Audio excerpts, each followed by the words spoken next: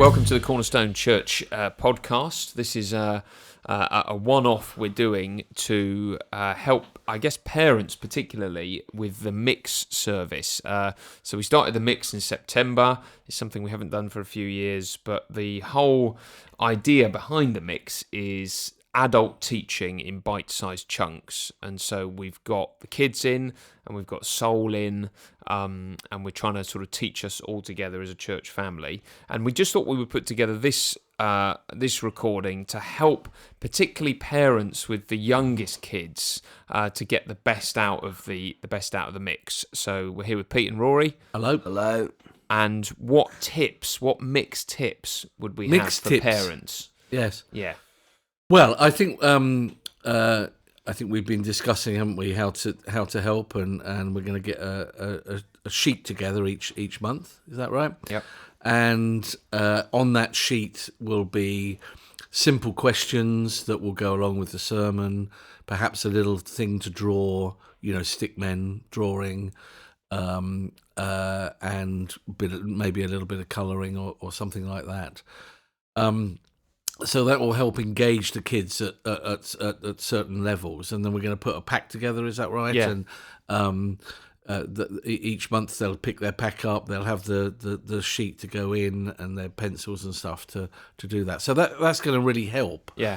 I mean, that will mean a little bit of parents saying drawing a little picture or something like that to help them draw. So there'll be a little bit of interaction on the seats in the congregation, but that's okay. We're happy with that, aren't we? Yeah. And I think the whole principle behind the mix is a really good one. We do believe in age-appropriate teaching, and that's why most Sundays we want our young people and children to go out and to hear teaching that has really been thought through for them. But there is something very good about all sitting together as a big church family and singing and hearing preaching. And so that's what we want to capture the mix. Worth saying as well, it was never meant to be a family service. So we never wanted to really dumb down and just do lowest common denominator. And we've always been happy for it to be stretching and to push. And so I think as parents, I've got a 4-year-old in there, and it's okay that a fair amount of it might go over their heads. And to sort of encourage them to reach up in their thinking and their listening, rather than to just it to be so simple that they sort of switch off.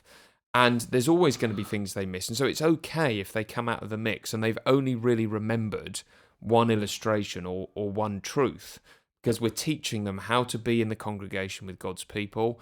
They're getting to see their mum and dad sing and listen, and as they grow, maybe on month 2 there'll be 2 things they remember, and so it's encouraging them, isn't it? We've got to take a sort of long view of. Yes, and I think what we're trying to do is also get the parents, helping their kids to do that, to learn that. So if they've learned a simple thing like, God made everything from nothing, or we can only make things from things God has already made. That's something to talk about in the car, isn't it? That's something to remind them of when you're looking at a butterfly or something. Building Lego or whatever. You're building Lego or something like that. So it's trying to get those.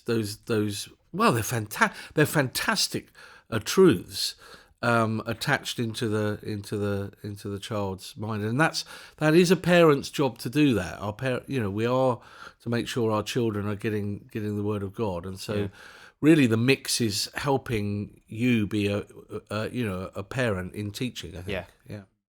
And just to echo what you're saying there, really, like young people can reach up and gain real truths, and there's going to be a main point to these mixes. So we're looking at that God is the creator.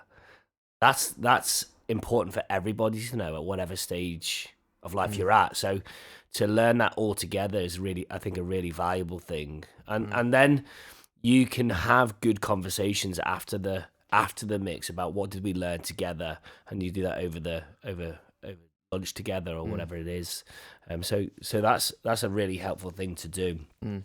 That we're all learning together as a church, I think is good, valuable. Yeah. And so, as Pete says, we want to have these worksheets, and the idea with them is not that you do it and then chuck it away, but over the course of the year, you're adding to your folder, so you've got a record of your mix learning. And so, parents, we mustn't feel that we can't sit next to them and help them colour or whisper things to them, like, why don't you do that in yellow or something, or what did he just say? All of that kind of chat is fine.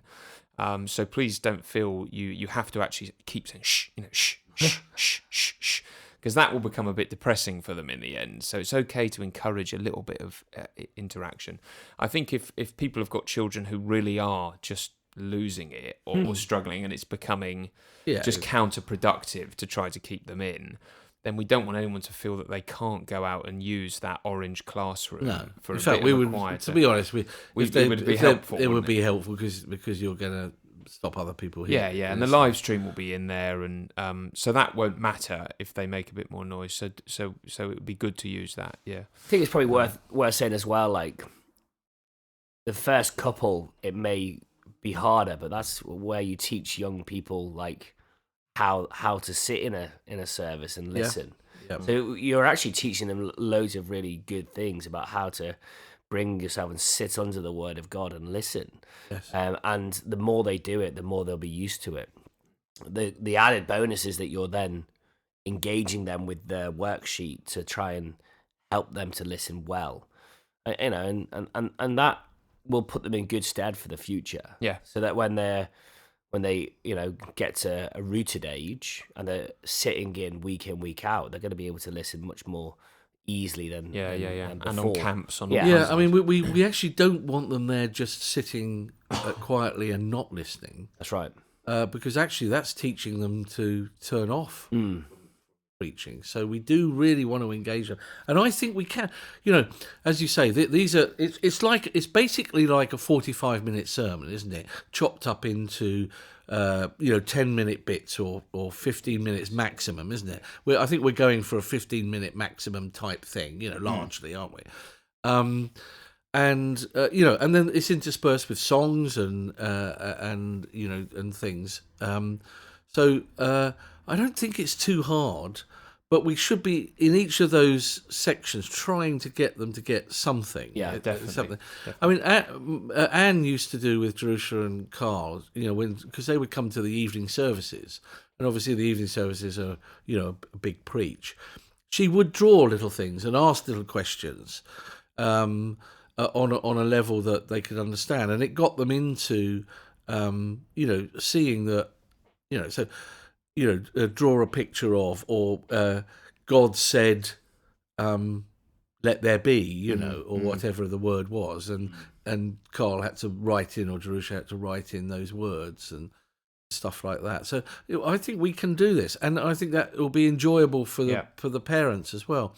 And if you can't, and you're sitting next to, to someone like Jerusha, who's arty, then let her do it. Yeah. So we can all be involved in helping there. I think. Yeah, I think that's right. And just to bring in, it is worth saying on that, because I know that some parents, that they might be serving in Sunday school, mightn't they? Yes. And so we might need to have sort of surrogate parents, or people that are going to look after the kid, your child, while they're in, and is going to help them do that. Yeah. Thank you. I was just going to say also about the catechism as well. So the idea with the catechism this year is it's called the Altogether Catechism, and basically it was put together by a guy who had tried to do a catechism like we did, but found that it was just far too complicated, and so he looked at it all, simplified it, and then tried to tie it in with the church calendar. So I really like the thinking behind it. And the way we're trying to do it. So last year when we did the catechism, we really just outsourced all of it. So it was kind of, we'll review it here, but you've basically got to just do it all at home. But the idea with the mix is, no, let's learn it all together. Let's all learn and then over the month, use the catechism to review what you've done in the mix. So all of the 5 questions this month I used in the mix, and the idea is you can, reach back. And so that's what we're. And so you would put those questions in the leaflet, wouldn't you? In the The pack. Yeah. Yeah, I think so. So I'm hearing you preach, and then you say, "This is number one catechism question," and it's going to be in the on the sheet. Yeah. That's the idea. So hopefully that will help with it as well. And so this next month, so this will be October, we're going to do the doctrine of how God speaks, really, and what God requires of us. So what it means to love God, what it means to love our neighbour, what the Bible is, it's all those kinds of things. So those will be the themes. So, and one also, if you've got, kids in particularly, red class, blue class, do get them to bring their Bibles. Yes. So they can sit there and you can help them. You can, okay, we're reading a verse from Psalms. Let's go to the concordance. Where is Psalms?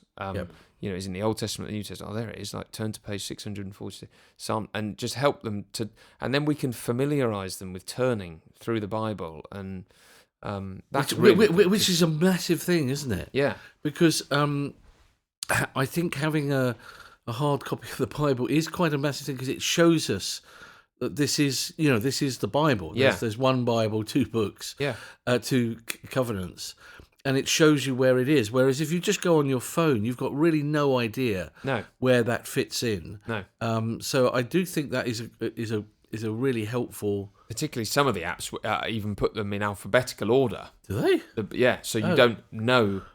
You just know. Wow. That Psalms is like P.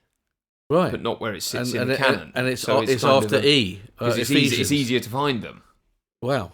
Yeah, but that's Which not is helpful. Well, there's also someone in the church I was talking to who has a chronological Bible, but that's his only Bible. So he doesn't actually know how the Bible is put together in terms of how it's been put together. He just knows it in order. This is in the wrong place. Oh wow. Yeah. So he was saying, I need to get another Bible, so I know my way around a bit better. Yeah, but that would be lovely to see our kids with their Bibles open. You know,